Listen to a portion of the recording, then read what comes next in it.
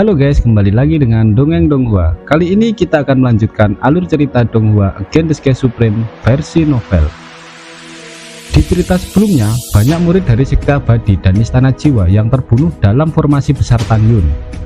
Apa yang akan terjadi selanjutnya? Langsung saja kita ke alur ceritanya.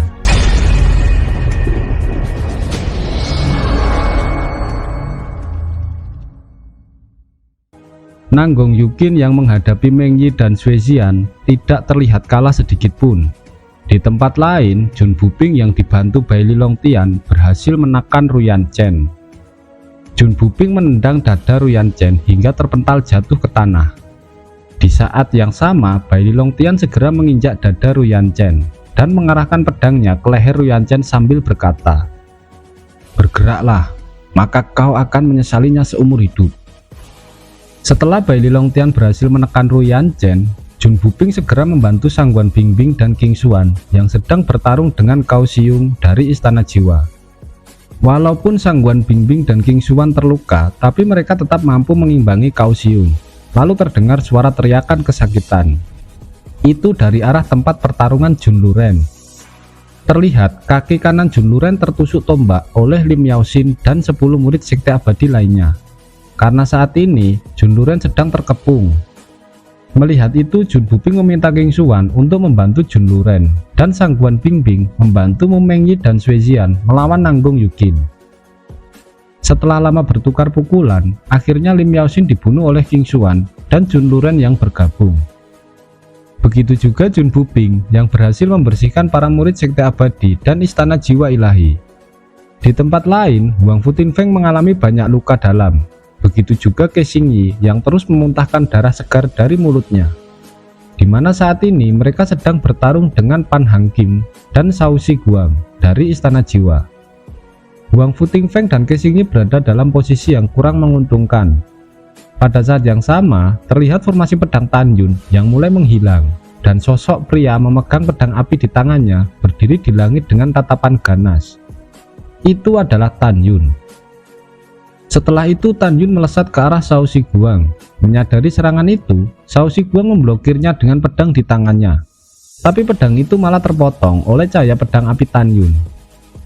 Api itu lalu menyebar dan menelan seluruh tubuhnya. Pasangan Shao Shi Guang dan Pan Han King yang melihat itu segera melarikan diri. Tapi kaki Tan Yun mendarat ke kepala Pan Han King hingga kepalanya pecah seperti semangka. Lalu Ke Xingyi dan Huang Futinfeng yang melihat kedatangan Tan Yun, mereka tahu bahwa Tan Yun sedang berhadapan dengan ribuan murid di dalam formasi.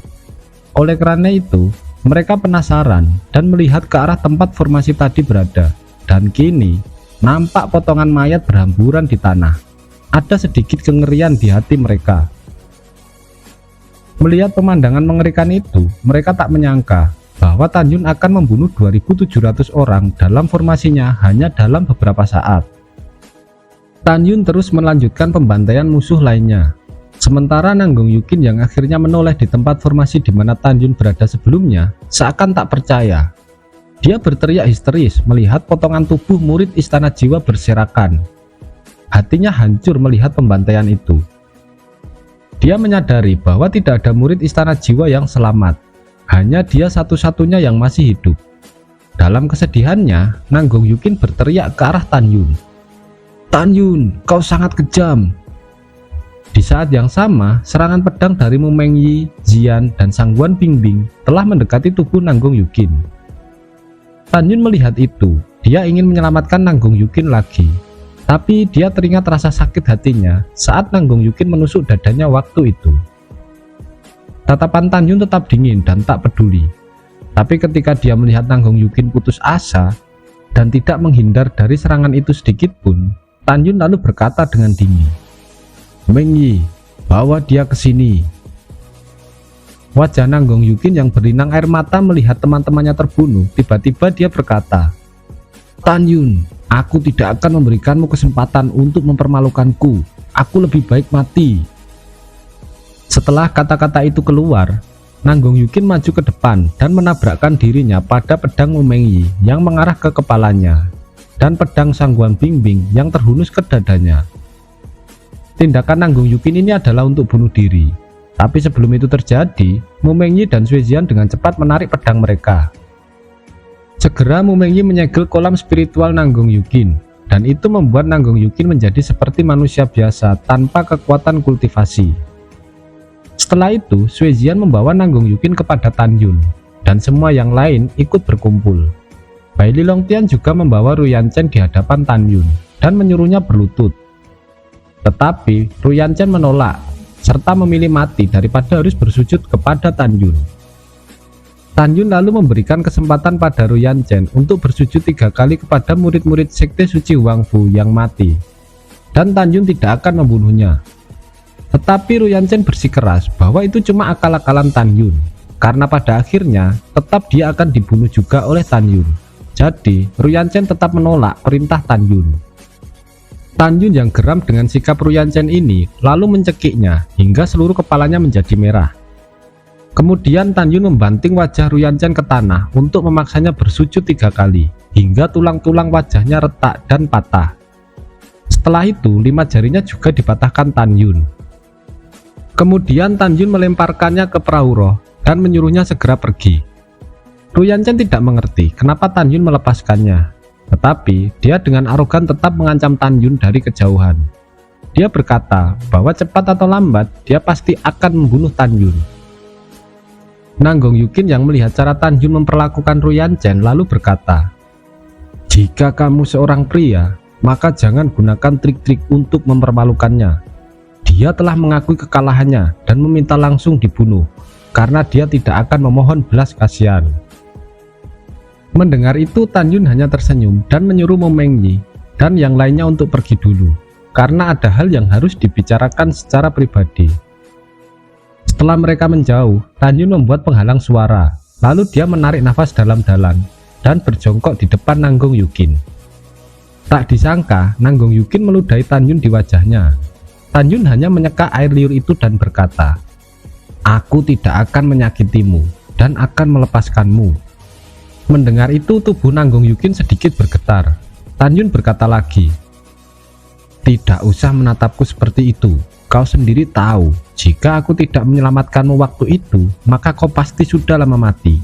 Jadi, kesampingkan pertikaian sekte ini dan jawab pertanyaanku. Seperti apa perasaanmu kepadaku?" Nanggong Yukin terdiam sesaat sebelum menjawab, "Aku tahu, aku salah waktu itu dengan menusukmu, dan aku juga memiliki perasaan yang aneh terhadapmu, seperti perasaan akrab.